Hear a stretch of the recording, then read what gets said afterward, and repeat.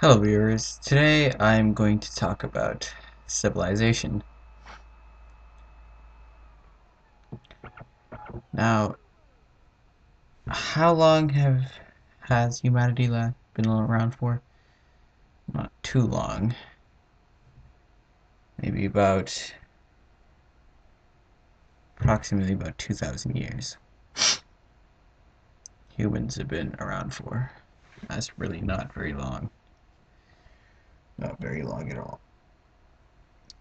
And we've accomplished quite a lot in this somewhat short period of time. Actually, no, we haven't been around for 2,000. We've been around for more than that. 20,000 years, let's say.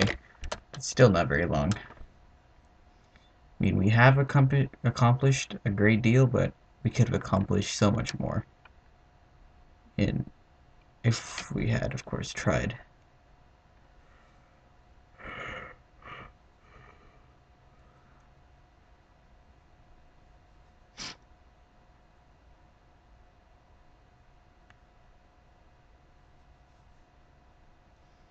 Now,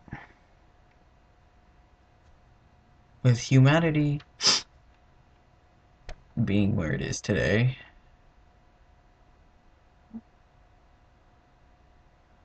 it depends, of course, on where you are. Some places are more socially advanced, while they could be technologically more backwards, or some places more technologically advanced but could be more socially backwards. I don't think there is a true perfect society in this world where it's a mix of two. I mean, I'm not saying that some countries do practice the best of both worlds, but there are a few that come close, at least, to this. Now, since the beginning of time, humans have been with their natural instinct. Their natural instinct is to, well, stay together, because there is safety in numbers. So you hunt with the group, you camp with the group, you eat with the group, you when there's more of you, more things can be accomplished. That's simple logic. And there's more people to, look out for you, more people to guard camp at night, more people to do everything. And then we decided to put ourselves into one area instead of being nomadic completely. And then we began to raise and breed animals and herd them and whatnot for our food, so we didn't necessarily have to go hunting all the time. And then these developed into, well, slowly into settlements, and then slowly into towns, and then eventually into cities. Eventually.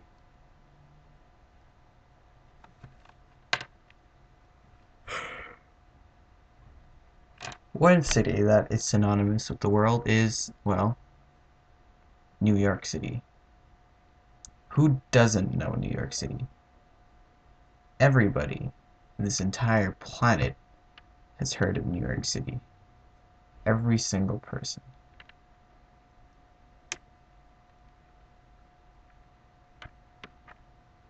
And whether they like it or not, there is an Empire State of Mind. There is, very much so.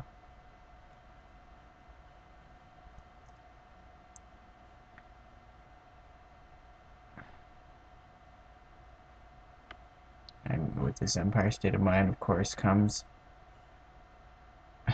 the Empire State Building and the bills. New York, of course, is one of the most pricey cities in the world because there is really no land to develop on. New York City, at least.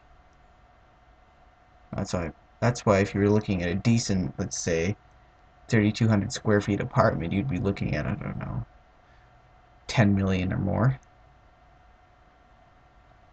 It's always been my dream to go to New York. I've always wanted to go to New York. But some of the best countries and cities are definitely not situated in North America. Not even close. Some of the world's most nicest, most rich cities, according to the GDP per person, Of course, there are countries, Middle East countries, especially like Qatar and the UAE, Saudi Arabia, places that, well, we don't tend to necessarily hear about, do we? But life over there is, well, better than life here in the sense that there's much more money to go around, people, focused, they're not necessarily distracted by everything. Because choice is a good thing. There's nothing wrong with choice, but when there are too many choices and you get overwhelmed by choice, well then, choice isn't a good thing, is it?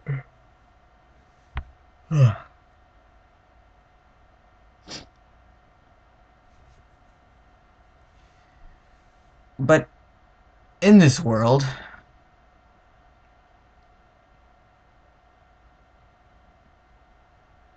how many how many countries are there? 212, I believe. Something around there. That means there are 212 capitals of the world. Okay?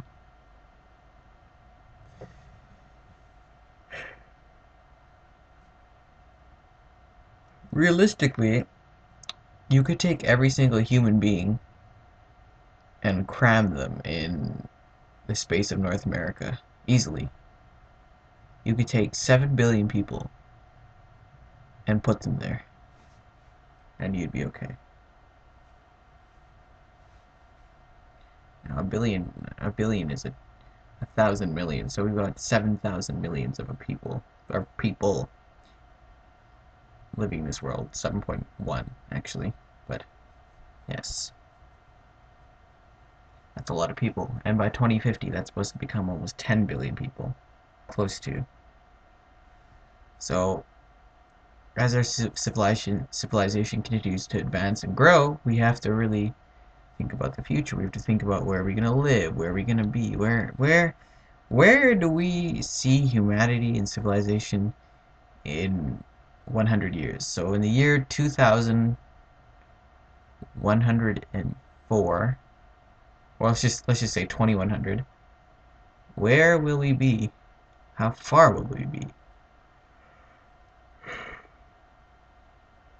Because technology is advancing at a super constant rate and is going very, very, very rapidly. Extremely, actually.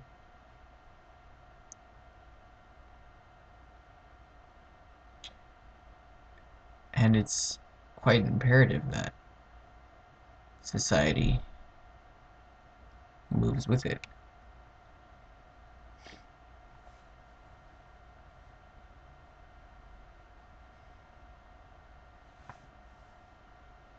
Because this world, you must keep up with it, otherwise you'll be lost in time. That's how this world works. You must keep up with this planet, otherwise, well, you'll be left behind.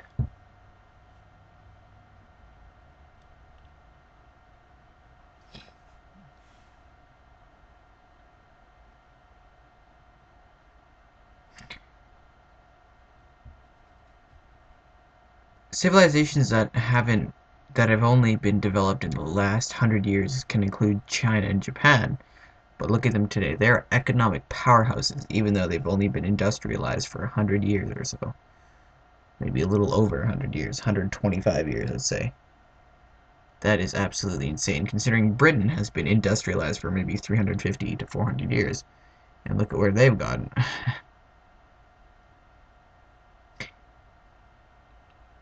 Am I necessarily shunning a country? Am I taking a country?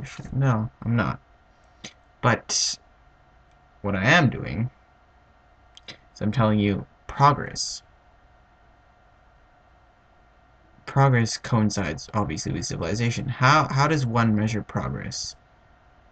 Through what technology a country possesses, through how much money the country grosses and makes, how much debt they're in, their social standings, their people, they have any moral, social, economic issues, things like that.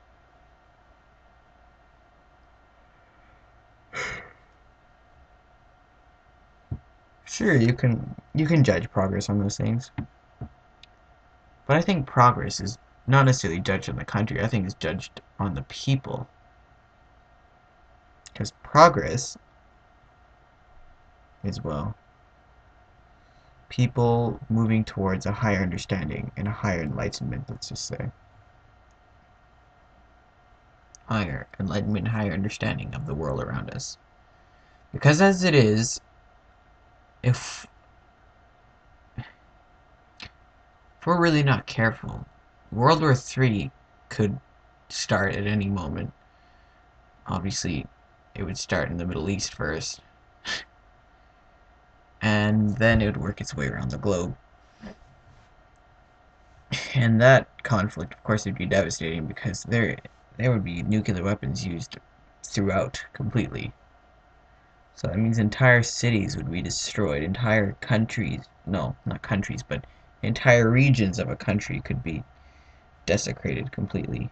You'd have to obviously abandon them because you can't live in that radiation zone. Because if a nuclear bomb or nuclear missile hits a city, 5 mile radius is completely destroyed, and for 100 miles, maybe, let's say, it's contaminated with radioactive dust. And obviously this dust will blow further and further, so, not a great. But to physically blow up the Earth, you'd need sextillion megatons, which is 27 zeros of nuclear armaments to actually physically blow up planet Earth. I mean, you need much less to kill a single person on this planet, but to physically blow up our planet is impossible. At the current nuclear quota we have is completely it's impossible and improbable.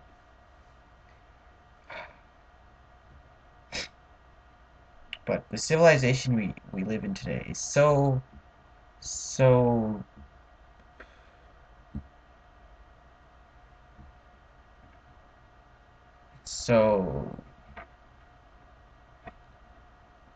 close to the brink,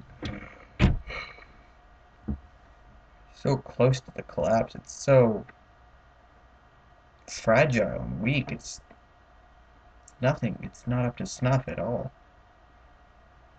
It's one of the worst kind of things you could really think of.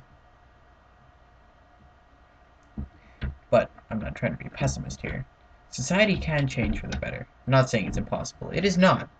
It's just that society obviously has to put their minds to it and their heart to it, and then our civilization will change for the better. Do we prefer do we prefer it like this? Do we?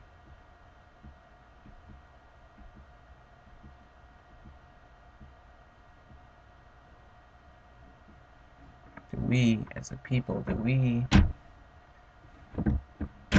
we like watching our world in chaos? Do we enjoy seeing our world fall apart and not be together as a whole as it should be?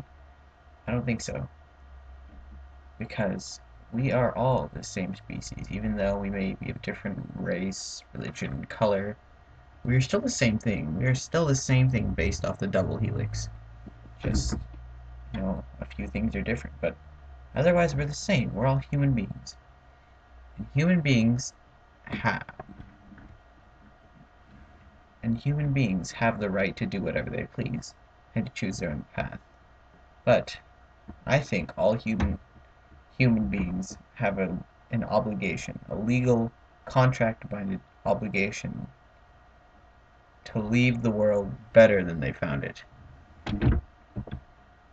I think every single human being should follow by that rule. And if they did, then who knows? This world may be a very bright place soon enough. But for now, we're kind of stepping into a shadow. I hope we don't go deeper than a shadow, of course, but, well, can't instruct every single human being to listen to me, can I? Thank you for watching, viewers.